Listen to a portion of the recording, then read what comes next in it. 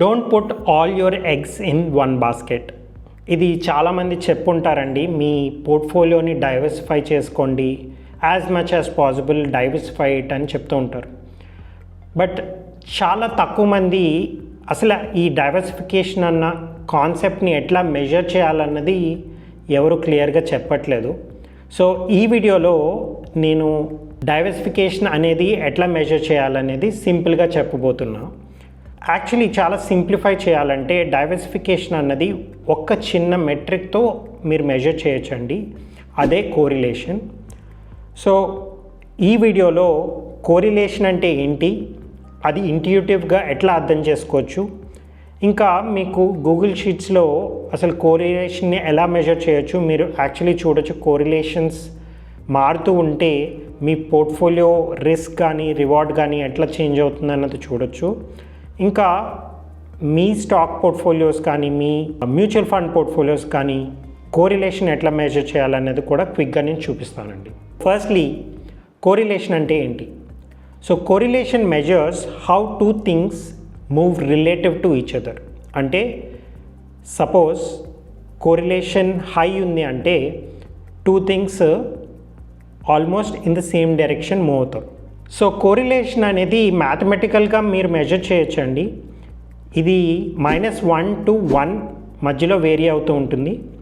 Correlation -1 ఉందంటే దాని అర్థం ఏంటంటే ఆ టూ థింగ్స్, ఆ టూ వేరియబుల్స్కి వేటికైతే మీరు కోరిలేషన్ మెజర్ చేస్తున్నారో ఆ రెండు ఆపోజిట్ డైరెక్షన్లో వెళ్తున్నాయని.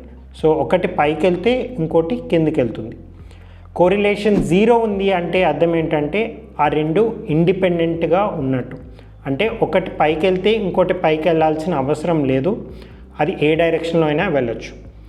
ఇంకా కోరిలేషన్ +1 ఉందంటే, +1 ఉందంటే they are highly correlated to each other.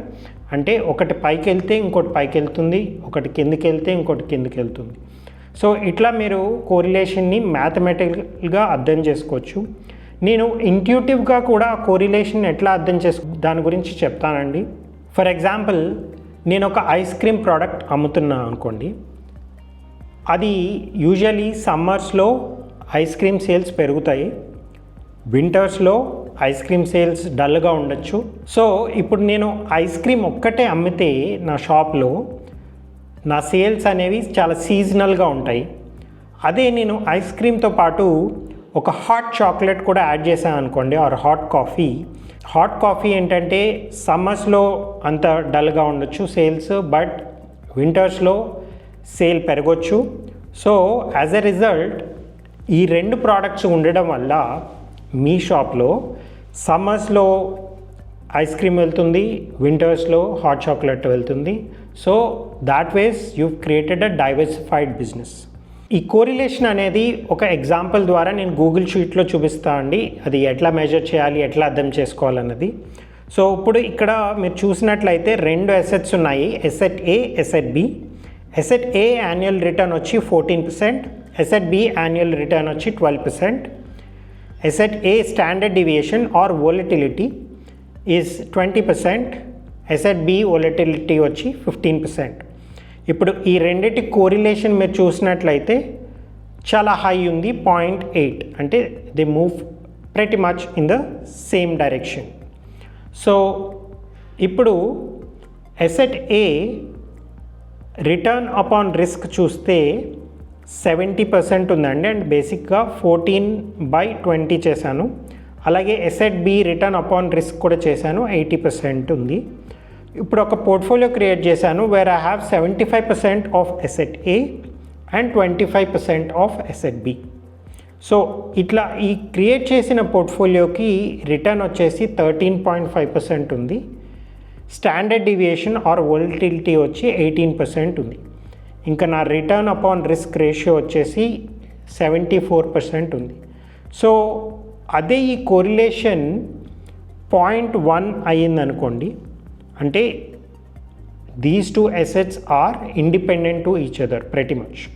So అప్పుడు ఇప్పుడు మీరు చూసినట్లయితే return upon risk has improved. So 85% అయింది.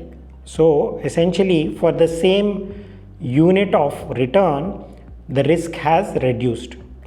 సో ఇలా మీరు కోరిలేషన్ తగ్గినందువలన మీ షార్ప్ రేషియో, మీ పోర్ట్ఫోలియో షార్ప్ రేషియోని ఇంప్రూవ్ చేసుకోవచ్చు.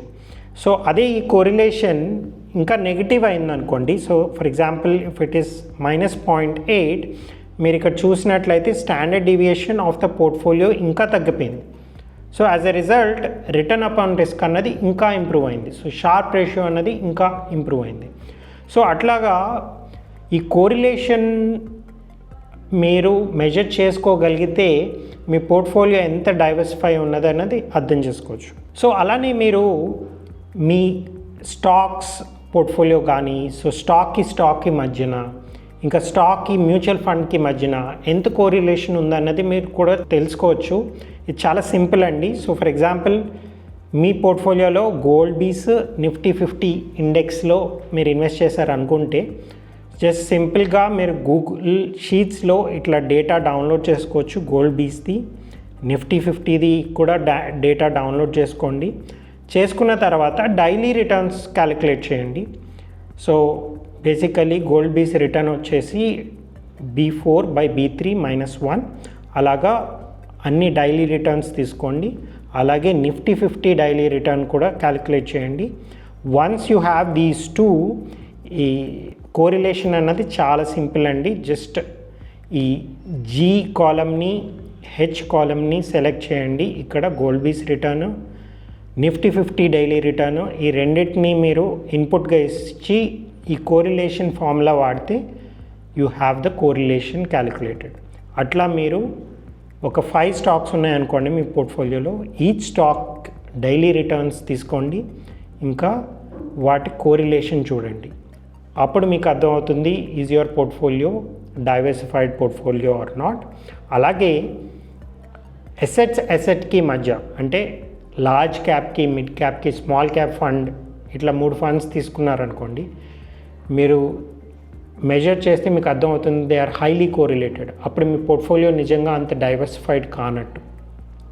అదే ఒక కమోడిటీ కానీ, ఒక యూఎస్ కానీ, ఇంటర్నేషనల్ ఫండ్ కానీ కూడా యాడ్ చేస్తే then your portfolio becomes much more diversified. So అట్లాగా మీరు కూడా మీ పోర్ట్ఫోలియోని కోరిలేషన్ ద్వారా ఎంత డైవర్సిఫై అయ్యిందన్నది మెజర్ చేసుకోండి. Good luck with that. Thank you.